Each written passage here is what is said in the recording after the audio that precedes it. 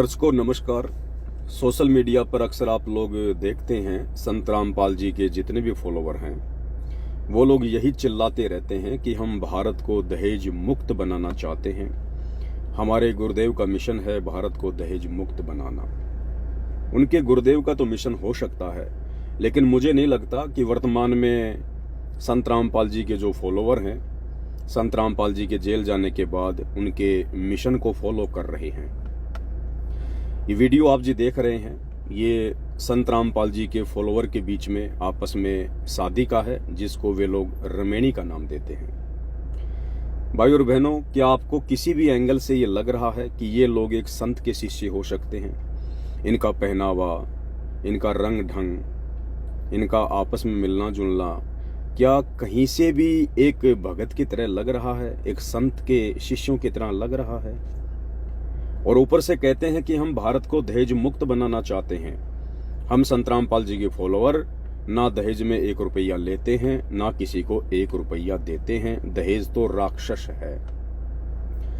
ये वीडियो आप ध्यान से देखिएगा।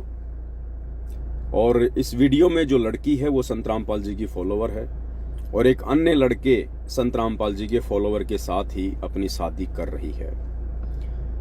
भाई और बहनों, आजकल आप देखते होंगे दहेज लेने का एक नया ट्रेंड चल पड़ा है। पहले के समय में जब लोग अपनी बहन बेटी की शादी किया करते थे और जो भी वो दहेज दिया करते थे, सामान दिया करते थे, बेड, कूलर, फ्रिज, बर्तन वगैरह, साइकिल वगैरह, मोटरसाइकिल वगैरह, तो उसका प्रदर्शन किया करते थे। लोग उसको देखा करते थे कि दहेज में क्या क्या दिया है। लेकिन आजकल एक ट्रेंड चल गया है, इस प्रकार से दहेज लेने को सार्वजनिक तौर पर लोग अपनी बेइज्जती मानते हैं। तो लोगों ने नगद लेना शुरू कर दिया। लड़की वाले से या तो सोने चांदी के आभूषण लेने शुरू कर दिए, या फिर नगद पैसे लेने शुरू कर दिए, या फिर लड़की के नाम पर कोई प्लॉट वगैरह, कोई जमीन वगैरह। लोगों ने आज इस प्रकार से दहेज लेना शुरू कर दिया है। और मुझे लगता है संत रामपाल जी के फॉलोवर भी संत रामपाल जी के मिशन को भुलाकर उसी परिपाटी पर चल पड़े हैं। ये लड़की देखिएगा आप, ये लोग दावा करते हैं कि हम संत रामपाल जी के फॉलोवर हैं, 1 रुपया हम किसी से दहेज नहीं लेते। इस लड़की ने ऊपर से लेकर नीचे तक जितना सोना पहन रखा है, जितनी ज्वेलरी पहन रखी है, आम व्यक्ति भी विचार कर सकता है कि कम से कम 5 से 7 लाख रुपए तक का ये सोना है, ये ज्वेलरी है। ये ज्वेलरी लड़की कहां से लाई होगी? इस लड़की के पिता ने दी होगी। तो लड़की के पिता ने दी है तो क्या यह दहेज नहीं है? क्या एक लड़की के द्वारा उपदेशी होने के बावजूद अपने पिता से इतना गहना बनवाना, क्या यह दहेज नहीं है? या उस पिता के द्वारा अपनी लड़की को, जो कि संत रामपाल जी की शिष्या है, 5-7 लाख रुपए की ज्वेलरी बना कर देना, इतना सोना उसको पहनाना, शादी का महंगा महंगा जोड़ा ला कर देना, क्या यह दहेज नहीं है? जिस प्रकार से दुनिया वाले सोने चांदी के रूप में दहेज लेते हैं, उसी प्रकार से संत रामपाल जी के फॉलोवर ले रहे हैं। तो बताइए कहां से दहेज मुक्त भारत बनाएंगे? ये तो वही सब कुछ फॉलो हो रहा है जो जगत वाले कर रहे हैं। तो क्या आप इसको दहेज मुक्त कहोगे? बिल्कुल भी इसको दहेज मुक्त नहीं कहा जा सकता है। वास्तव में दहेज मुक्त शादी या रमेणी वो होती है यदि किसी लड़की का बाप सक्षम है अपनी बच्ची को करोड़ों रुपए देने में, और लड़की को या लड़के वाले को अगर अपने गुरुदेव का मिशन याद है कि बेटा ना 1 रुपया लेना, ना 1 रुपया देना, और सादा कपड़ों में ही हमने रमेनी करनी है, शादी करनी है, तो ये लड़की अपने पिता को मना कर देती कि पिताजी, मैं तो संत रामपाल जी की शिष्या हूं, और यदि आप मुझे इस प्रकार से सोने चांदी के आभूषण में ला दोगे, यदि आप ये 5-7 लाख रुपए के सोने चांदी के आभूषण मुझे दोगे, तो ये तो मेरे गुरुदेव के ज्ञान और मिशन के खिलाफ है। मेरी तो मर्यादा टूटेगी, मेरे गुरुदेव मुझसे नाराज होंगे। और उधर जो लड़का है, जो संत रामपाल जी का फॉलोवर है, उसको भी मना करना चाहिए कि मैं उसी समय रमेनी करूंगा, शादी करूंगा, जब ये लड़की बिल्कुल सीधे साधे तरीके से ना कोई गहना, ना कोई मेकअप, ना कोई तड़कीले भड़कीले कपड़े, शादी वाले जोड़े, कुछ नहीं होना चाहिए। सिंपल तरीके से लड़की मंडप में बैठेगी तो मैं मेरे गुरुदेव के विधि विधान अनुसार 16 या 17 मिनट में जो रमेणी होती है मैं उससे शादी करूंगा।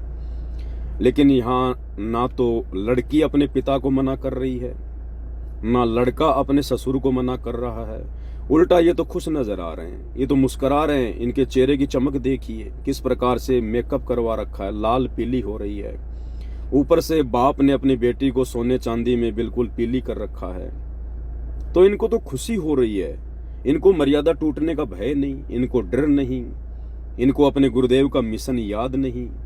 भक्ति बिना क्या होते हैं ये भरम रहा संसारे, रति कंचन पाया नहीं रावण चलती बार।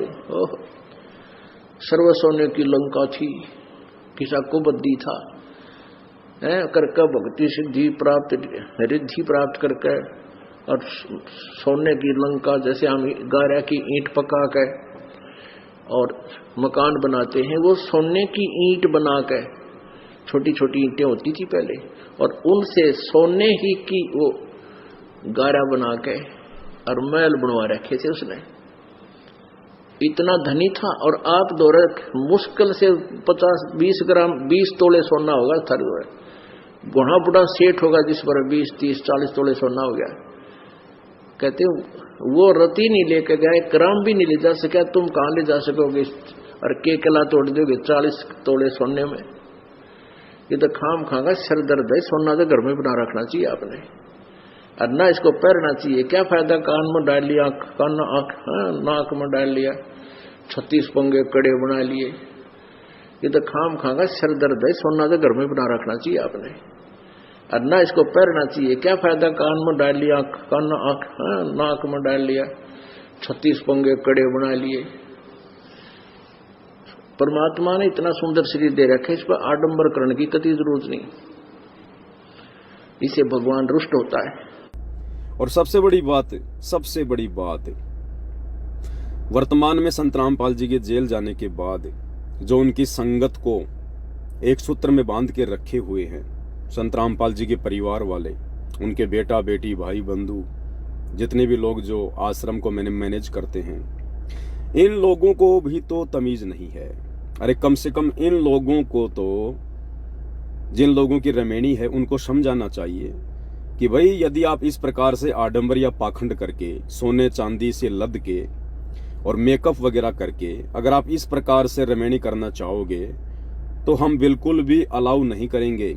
ये हमारे गुरुदेव के मिशन के खिलाफ है, इससे मर्यादा टूटती हैं, हमारे गुरुदेव नाराज होते हैं और ये आश्रम की मर्यादाओं के खिलाफ है। लेकिन संत रामपाल जी के परिवार की तरफ से भी कोई मनाही नहीं है।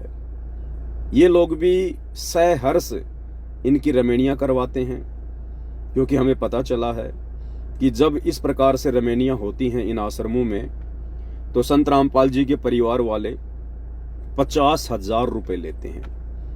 यानी संत रामपाल जी के मिशन में, उनके मार्ग में एक पाठ करवाना होता है जो कि 25,000 रुपए का है। तो जब भी किसी लड़के या लड़की की रमेणी होती है तो दोनों पक्षों से 25,000 रुपए एक पाठ के रूप में लिए जाते हैं। उसके बाद उनकी रमेणी होती है, या उन लोगों को संकल्प करना पड़ता है कि हम लोग पाठ का संकल्प करते हैं और धीरे धीरे हम आपको इन आश्रमों में पैसा दे देंगे। तो भाई मुझे नहीं लगता कि किसी भी प्रकार से ये जो शादी विवाह हो रहे हैं वर्तमान में, ये संत रामपाल जी के मिशन के अकॉर्डिंग हो रहे होंगे। पहली बात तो संत रामपाल जी का परिवार, आश्रम मैनेजमेंट ही दोनों पक्षों से 25,000 रुपए लेकर दहेज ले रहा है। उसके बाद लड़की अपने बाप से दहेज ले रही है, सोने चांदी के रूप में ले रही है। बाप अपनी बेटी को दहेज दे रहा है सोने चांदी के रूप में, 5-7 लाख रुपए का गहना पहना कर। लड़का जिसकी रमेणी है वो भी मना नहीं कर रहा, इसका मतलब वो भी दोषी हो रहा है। वो भी दहेज मुक्त भारत के खिलाफ है, दहेज मुक्त शादियों के खिलाफ है। और सोचिए जब ये लोग इस प्रकार से शादी के समय इतना आडंबर, इतना पाखंड कर रहे हैं, अपने गुरुदेव की मर्यादाओं को तोड़ रहे हैं, भला इनके शादी होने के बाद जब ये अपने घर पर जाएंगे तो इनके माता पिता अपने रिश्तेदारों के लिए, अपने समाज वालों के लिए क्या कुछ नहीं करेंगे। वो लोग डीजे भी बजाएंगे, रिसेप्शन पार्टी भी देंगे, अपने समस्त रिश्तेदारों को बुलाकर सब कुछ करेंगे।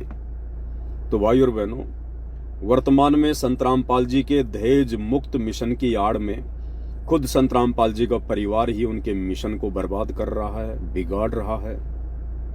अन्यथा संत रामपाल जी के परिवार को पहले ही, जैसे ही संत रामपाल जी जेल में गए और उसके बाद इन लोगों ने आश्रम खोले, उसी समय से इन लोगों को ये नियम पारित कर देना चाहिए था कि इस आश्रम की तरफ यदि कोई कदम बढ़ाएगा तो संत रामपाल जी के प्रत्येक नियम को फॉलो करना पड़ेगा।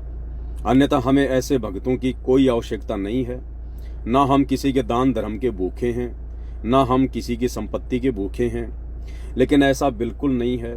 असल में संत रामपाल जी का परिवार भक्तों के दान धर्म का ही भूखा है। कहते नकबे सर नकबा बनी पैर थी हार हमेल, 1-1 लाख के गहने पहरा करती, आज वो सुंदरी से कुतिया बनी, देख साहिब के खेल। तो पुण्यात्मा, ये इन बातों से डर लगना चाहिए। इन बातों से डर लगने लगेगा, मालिक में रुचि बनेगी और भजन करने को दिल करेगा। और ये लोग दिखावा जो ड्रामा है, नाचा कूदी, ये बकवाद मन में आवे को नहीं। ये कहने की आवश्यकता नहीं पड़ा, दास ने कैसा मत करियो। हाँ, कहना तो पड़ता है एक बार बालक को, कुछ दिनों के बाद फिर आपकी रुचि ना बढ़े। आपको नाम दिया जाता है, नाम देने से पहले सब नियमों से परिचित कराया जाता है। और हमने ये पुस्तक बनाई है भक्ति सौदागर को संदेश। इसके प्रथम अध्याय में ही हमने नियमों का पूरा विस्तार से विवरण दिया है कि कोई भी पुण्यात्मा इस आश्रम की तरफ आएगा तो पहले तैयार होकर आवे।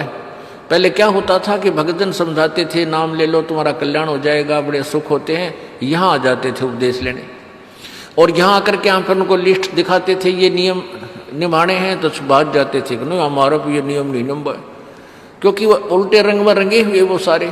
तो अब उनको पहले ये लिख कर दे दिए कि तुम तैयार होकर आ जाना, तुम्हारा मन मान्य आना, क्योंकि कल्याण होगा इस मर्यादा में रहने से। तो अब उनको पहले ये लिख कर दे दिए कि तुम तैयार होकर आ जाना, तुम्हारा मन मान्य आना, क्योंकि कल्याण होगा इस मर्यादा में रहने से। तो अब उनको पहले ये लिख कर दे दिए कि तुम तैयार होकर आ जाना, तुम्हारा मन मान्य आना, क्योंकि कल्याण होगा इस मर्यादा में रहने से। और इन भूखे लोगों को संत रामपाल जी की मर्यादाओं से, उनके भक्ति विधान से कोई लेना देना नहीं है। इनको केवल पैसा चाहिए, माया चाहिए। भाड़ में जाए संत रामपाल जी, भाड़ में जाए संत रामपाल जी का मिशन। तो भाई और बहनों, ये हकीकत है जो आपकी आंखों के सामने है। ये लड़की आप देख सकते हैं किस प्रकार से इसने 5-7 लाख रुपए के गहने पहन रखे हैं। इसके हाथों को देखिए आप। ओ हो, हे भगवान। अनिल अंबानी के बेटे की शादी में उसके बेटे की बहू राधिका अंबानी ने भी इतना सोना नहीं पहना होगा, इतनी सज धज के शादी के मंडप में नहीं बैठी जितना कि संत रामपाल जी के फॉलोवर बैठ रहे हैं। तो कहां से ये लोग भारत को दहेज मुक्त बनाएंगे? ये तो समाज को उल्टा बिगाड़ रहे हैं। इनकी करनी और कथनी में रात दिन का अंतर है। करनी तज कथनी कथे, अज्ञानी दिन रात, कुत्ते जूं भौंकत फिरे, सुनी सुनाई बात। यदि वास्तव में आप लोग संत रामपाल जी के यथार्थ मिशन से परिचित होना चाहते हैं, संत रामपाल जी की सभी मर्यादाओं से परिचित होना चाहते हैं कि कैसे होते हैं संत रामपाल जी के फॉलोवर, क्या क्या उनकी मर्यादा है, वास्तव में संत रामपाल जी का सच्चा मिशन कहाँ से संचालित हो रहा है, तो आप जी फेसबुक पर जाकर सर्च कीजिए पवन दास इज लाइव।